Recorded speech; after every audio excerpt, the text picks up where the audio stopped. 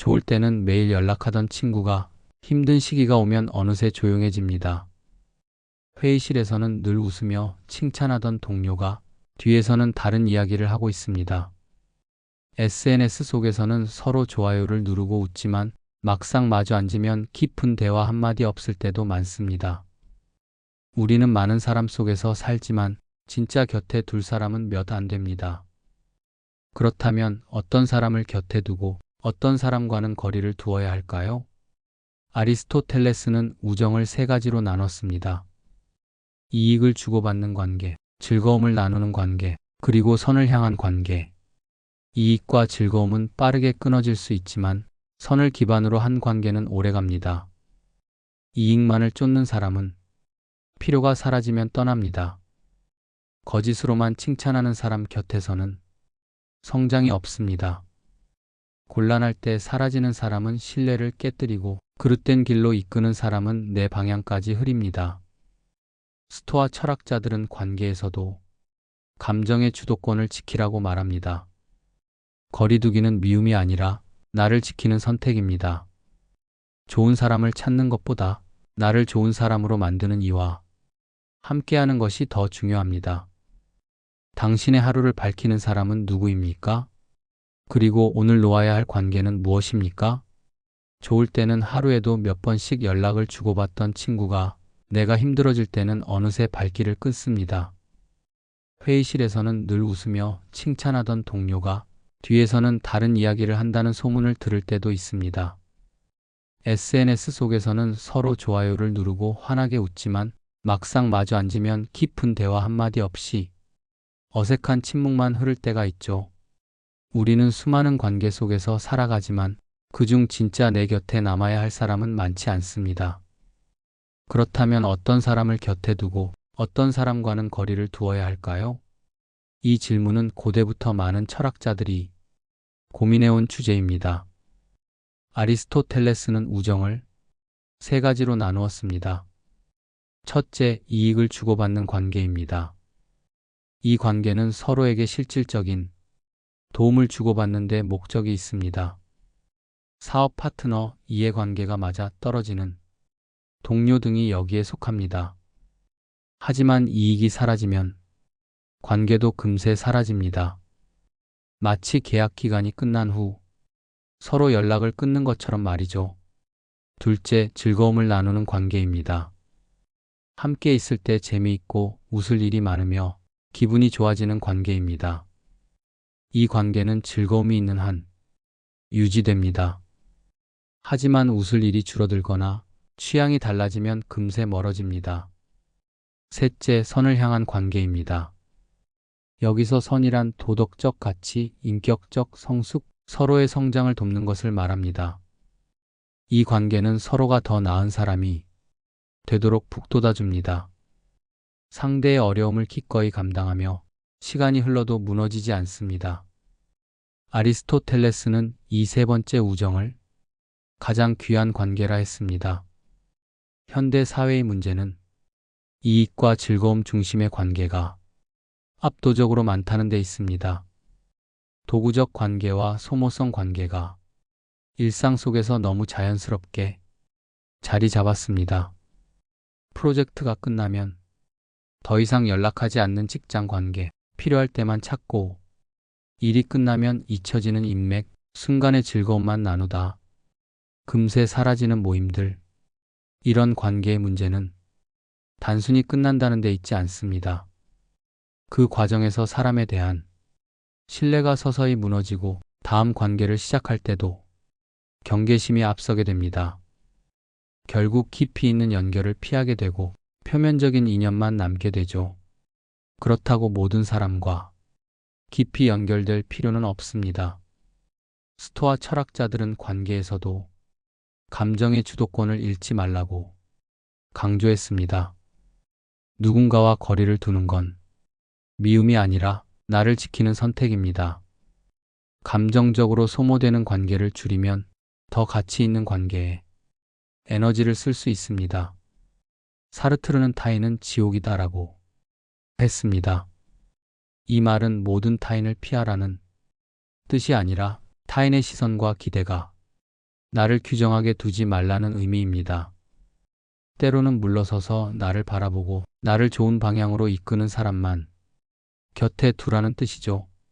좋은 사람을 찾는 것보다 중요한 건 나를 좋은 사람으로 만드는 이와 함께하는 것입니다. 인연을 놓는 건 배척이 아니라 새로운 공간을 만드는 행위입니다. 여백이 있어야 더 나은 인연이 들어올 수 있습니다. 오늘 당신의 하루를 환하게 비춰주는 사람이 누구인지 떠올려 보십시오. 그리고 아무도 모르게 당신의 마음을 무겁게 만드는 관계는 무엇인지 생각해 보십시오. 그 선택이 앞으로의 당신을 바꿉니다. 우리는 많은 사람과 관계를 맺으며 살아갑니다. 하지만 모든 관계가 나를 성장시키는 것은 아닙니다. 때로는 관계가 나를 지치게 하고 방향을 흐리게 만들기도 합니다. 그래서 철학자들은 오래전부터 어떤 사람과 거리를 두어야 하는가에 대해 이야기해 왔습니다. 1. 이익만 추구하는 사람. 이들은 필요할 때만 나타납니다. 당신의 도움이나 자원이 필요하면 급하게 연락하지만 그 필요가 사라지면 곧바로 멀어집니다. 마치 배를 타고 목적지까지 가는 동안만 함께 있고 항구에 도착하면 곧 떠나버리는 여행자와 같습니다. 아리스토텔레스는 이런 관계를 이익을 위한 우정이라고 불렀고 그 지속성은 거래 계약만큼이나 제한적이라 했습니다. 2. 거짓으로 칭찬하는 사람. 언뜻 보기엔 이들이 좋은 친구처럼 느껴집니다. 항상 긍정적인 말만 해주고 비판은 전혀 하지 않죠. 하지만 비판 없는 관계에서는 성장도 없습니다. 진짜 우정은 때로는 불편한 진실을 말할 수 있는 용기에서 시작됩니다. 니체는 말했습니다. 내 친구를 사랑하라. 그러나 내 영혼을 인질로 주지 말라. 거짓된 칭찬에 취하면 우리는 현실을 제대로 보지 못합니다. 3. 곤란할 때 사라지는 사람. 관계의 진정성은 어려움 속에서 드러납니다. 좋을 때는 함께 웃지만 문제가 생기면 연락이 끊기는 사람이 있습니다. 이런 관계는 화려한 불꽃놀이와 같습니다. 순간은 아름답지만 곧 사라지고 나면 어둠만 남습니다. 스토아 철학자 세네카는 말했습니다. 행복 속의 친구는 많으나 고난 속의 친구는 드물다. 진정한 관계는 편안함이 아니라 고난을 함께 견디는 힘에서 자랍니다. 4. 그릇된 길로 이끄는 사람. 즉흥적인 즐거움만 강조하고 책임은 회피하는 유형입니다. 그들은 당신이 해야 할 일에서 눈을 돌리게 하고 순간의 쾌락을 쫓게 만듭니다. 영화나 소설 속에서 유혹자로 등장하는 인물들이 여기에 해당합니다. 사르트르는 이렇게 말했습니다. 우리가 하는 선택이 곧 우리 자신이다. 그릇된 길로 이끄는 사람과 함께하면 결국 그 선택이 나를 규정하게 됩니다. 우리는 모든 사람과 잘 지낼 수 없습니다. 그러나 그건 미움이 아니라 선택입니다. 관계는 에너지와 시간을 나누는 일입니다. 그 에너지가 나를 고갈시키는 쪽인지 성장시키는 쪽인지 냉정하게 보아야 합니다. 좋은 인연을 찾는 일보다 더 중요한 것은 나를 좋은 방향으로 이끄는 사람과 시간을 보내는 것입니다. 놓아야 할 관계를 놓을 때 우리는 비로소 더 나은 관계가 들어올 공간을 마련하게 됩니다. 당신 곁에는 지금 어떤 사람이 머물고 있습니까? 그리고 오늘 놓아야 할 관계는 무엇입니까? 우리는 살아가면서 수많은 사람과 부딪히며 관계를 맺습니다. 그 중에는 나를 따뜻하게 비추는 등불 같은 사람도 있지만 조용히 내 마음을 소모시키는 사람도 있습니다. 문제는 우리는 종종 후자의 관계를 끊지 못하고 붙들고 산다는 점입니다. 왜냐하면 거리를 두는 것이 곧 차갑고 무례한 행동처럼 느껴지기 때문입니다. 하지만 철학자들은 오래전부터 말해왔습니다. 관계에서 거리를 두는 것은 미움이 아니라 자기 보존이라고. 스토아 철학자들의 관계 원칙. 스토아 철학은 인생의 무게중심을 내면에 두는 사유입니다. 그들은 외부 환경, 타인의 행동, 다른 사람의 감정은 내 통제 밖에 있다고 보았습니다. 그래서 관계에서도 가장 중요한 원칙은 감정의 주도권을 잃지 않는 것이었습니다. 만약 누군가의 말 한마디, 표정 하나에 하루 종일 기분이 좌우된다면 그 순간 나는 내 인생의 운전대를 그 사람에게 넘겨준 것이나 다름없습니다. 세네카는 이렇게 경고했습니다. 타인의 분노에 반응하는 순간 너는 그 분노의 종이 된다. 사르트르의 시선에서 벗어나기. 사르트르는 타인은 지옥이다라는 말로 유명합니다. 많은 사람이 이 말을 사람을 멀리하라는 부정적인 의미로 이해하지만 그의 의도는 달랐습니다. 그가 말한 지옥은 타인의 시선이 나를 규정짓는 상황입니다. 우리는 누군가의 기대, 평가, 비교 속에서 나 자신을 규정합니다. 저 사람이 나를 어떻게 볼까? 라는 생각이 쌓이면 어느새 나는 나의 선택이 아닌 타인의 기대에 맞춰 살게 됩니다. 그렇게 살다 보면 나답게 사는 법을 잊게 됩니다. 거리를 둔다는 것의 의미. 거리를 둔다는 건 관계를 끊거나 미워하겠다는 뜻이 아닙니다. 그것은 내 삶의 무게중심을 다시 나에게로 돌려놓는 행위입니다. 어떤 사람과 물리적 거리를 두는 것이 아니라 그 사람의 말과 시선이 내 감정이 중심이 되지 않도록 하는 것입니다. 예를 들어 직장에서 비난하는 동료가 있다면 그 비난을 내 존재 전체에 대한 평가로 받아들이지 않는 것입니다.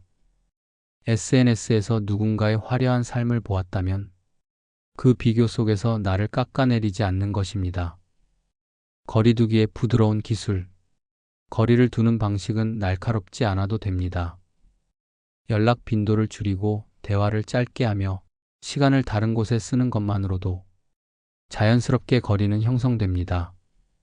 그러면서 그 여백에 나를 지지하고 푹 돋아주는 사람과의 시간을 채우면 됩니다. 결국 관계도 선택입니다. 좋은 인연이 들어올 자리는 무한하지 않습니다. 소모적인 관계를 붙들고 있는 한 새로운 관계는 들어올 수 없습니다. 그러니 거리를 두는 것은 관계를 버리는 것이 아니라 더 나은 관계를 맞이하는 준비입니다.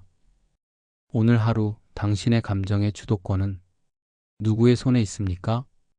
혹시 그 주도권을 돌려받아야 할 때가 온 건 아닐까요? 살다 보면 관계를 붙잡는 것이 의무처럼 느껴질 때가 있습니다.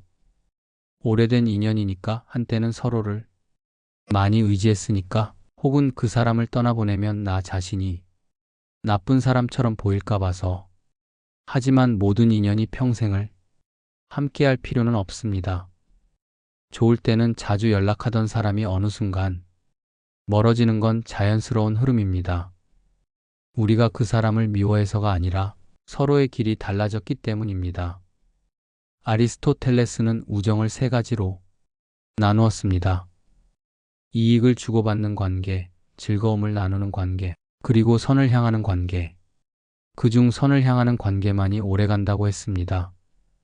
서로를 좋은 방향으로 이끌고 더 나은 사람이 되도록 돕는 인연이 그렇습니다. 반대로 나를 소모시키는 관계는 붙잡을수록 내 삶이 흐려집니다. 거짓된 칭찬으로 현실을 가리게 만드는 사람, 곤란할 때 사라지는 사람, 그릇된 길로 이끄는 사람과의 인연은 결국 나를 후퇴하게 만듭니다. 관계에서 거리를 둔다는 건 차갑거나 무례한 행동이 아닙니다. 그것은 내 마음의 중심을 다시 찾는 과정입니다. 스토아 철학자들이 말했듯 감정의 주도권을 잃지 않는 것이 중요합니다. 누군가의 시선과 말이 내 하루를 좌우하게 두지 않는 것, 그것이 거리두기의 핵심입니다. 인연을 놓는 건 버림이 아니라 공간 만들기입니다. 여백이 있어야 더 나은 인연이 들어올 수 있습니다. 좋은 사람을 찾는 것보다 더 중요한 건 나를 좋은 방향으로 이끄는 사람을 곁에 두는 일입니다. 오늘 당신의 하루를 밝히는 사람은 누구입니까? 그리고 오늘 놓아야 할 관계는 무엇입니까?